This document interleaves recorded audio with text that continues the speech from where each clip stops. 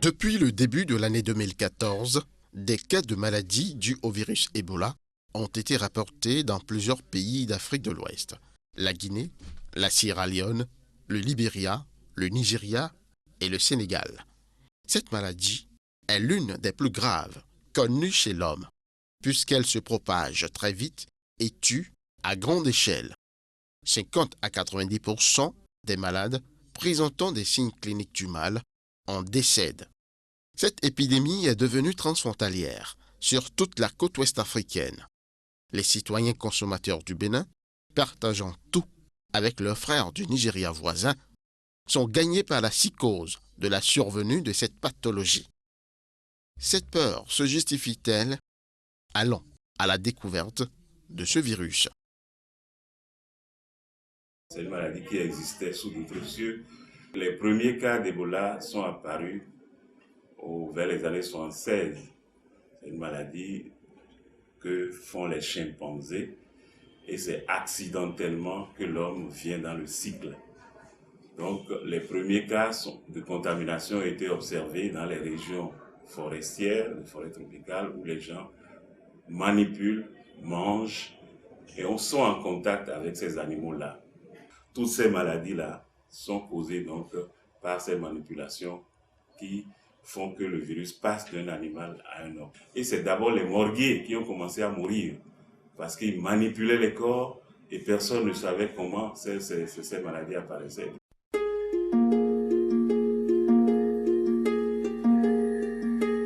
Les citoyens béninois sont-ils assez bien informés à propos de cette épidémie? Et c'est une maladie très dangereuse selon les informations. Bon, ça nous inquiète beaucoup. Comment pouvons-nous faire maintenant pour échapper à ce malheur-là qui vient frapper maintenant l'Afrique entière?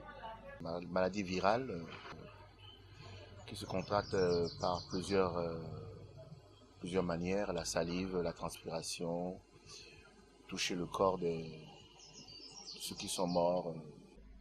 Ebola. J'entends le nom, j'ai appris que c'est une maladie, mais moi, je n'y crois pas, parce que je suis resté dans ma foi.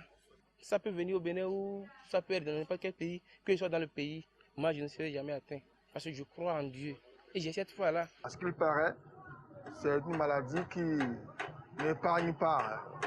En 3 semaines ou 4 semaines au plus, si rien n'est fait, eh bien, le malade trépasse.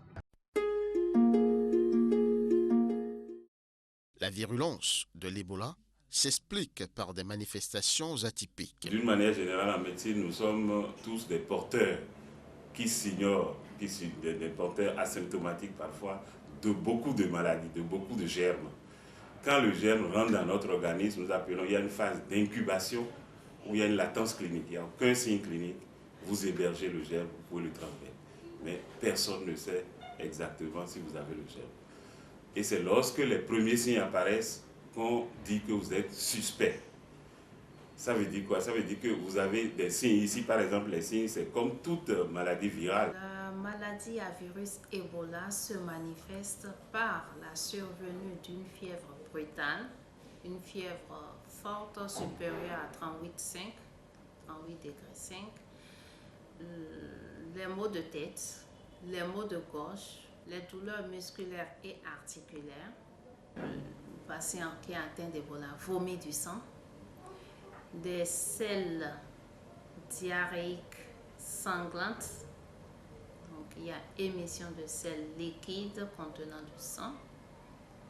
Il y a parfois aussi une atteinte du système nerveux central qui va se manifester par la somnolence du patient et aussi un état de coma.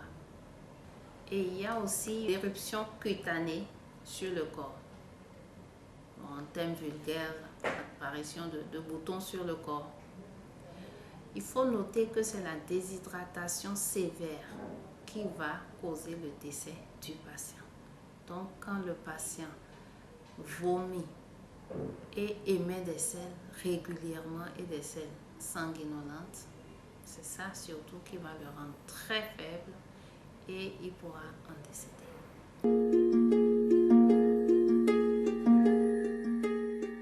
La médecine moderne dispose-t-elle de traitements adéquats contre ce mal? Pour le moment, il n'y a pas de traitement étiologique. Étiologique, ça veut dire qu'on agit sur la cause. Mais on ne peut pas laisser le malade comme ça. Nous faisons des traitements symptomatiques. Traiter la fièvre, réhydrater le malade s'il fait trop de diarrhée, le réanimer s'il a des troubles respiratoires. Donc ces éléments-là sont importants pour garantir la survie du malade.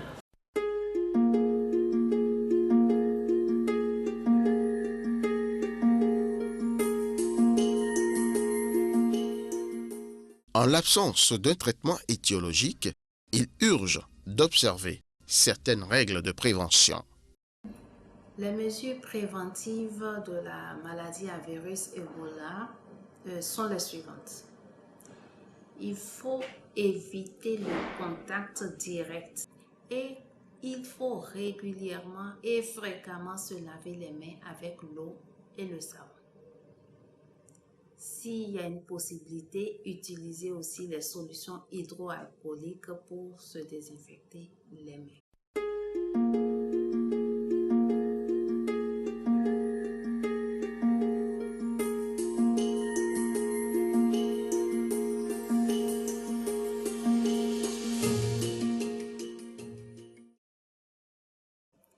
Il faut éviter de consommer la viande de brousse. Et comme viande de brousse, nous insistons sur la viande de chimpanzé, de singe, de chauve-souris, d'antilope, de biche, les rongeurs, les rats palmistes, les souris. Il faut aussi, comme mesure de prévention, signaler aux autorités, au niveau local ou aux autorités sanitaires, tous les cas suspects de la maladie à virus Ebola. Ce qui serait beaucoup plus efficace de mon point de vue, c'est d'instaurer le lavage des mains. Cela entrerait dans nos habitudes, puisque ça fait des lustres qu'on dit le simple lavage de mains peut nous éviter beaucoup de problèmes de santé. Mais nous ne prenons pas ça. C'est une opportunité pour nous que nous utilisons ce script pour que cette habitude-là rentre dans nos comportements.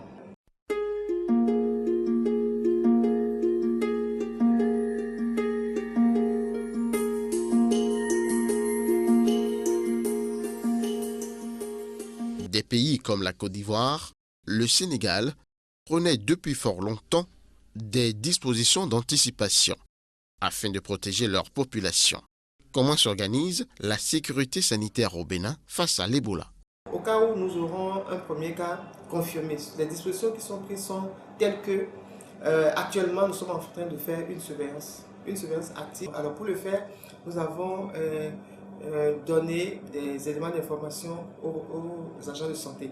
Et lorsque ils reçoivent tous les cas qui présentent des signes, notamment la fièvre et le saignement inexpliqué, la première chose à faire est d'isoler ce malade, qui serait suivi de près. On va lui faire le prélèvement et transmettre ce prélèvement vers le laboratoire agréé. Pour le moment, nous sommes en train d'utiliser les services de deux laboratoires, un laboratoire via Nigeria et un autre laboratoire via Lyon en France. Donc du centre d'isolement, on envoie le malade au centre de prise en charge et c'est dans le centre de prise en charge que ce malade serait pris en charge avec tout ce qu'il faut. Alors il faut tout faire pour que nous n'ayons pas de cas. C'est pour cela que la communication envers la population, envers les agents de santé, et pour que les messages passent.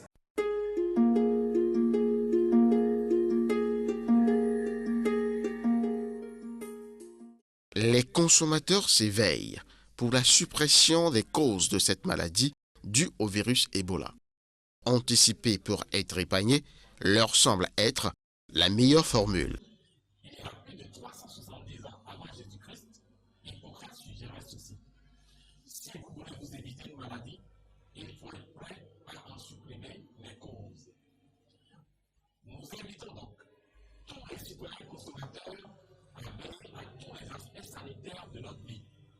Boire de l'eau potable, bien cuire les aliments, laver à l'eau potable et au savon nos plats et fourchettes, nos vêtements,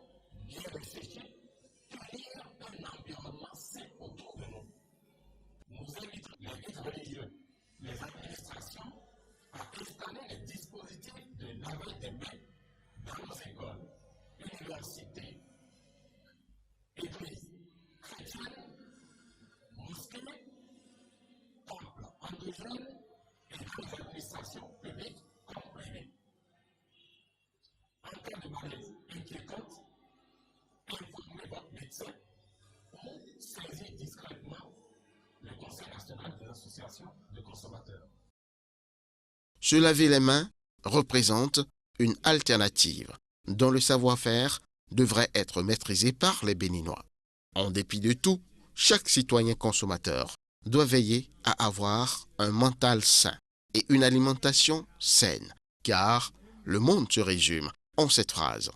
Les pensées deviennent des faits et on est ce qu'on mange.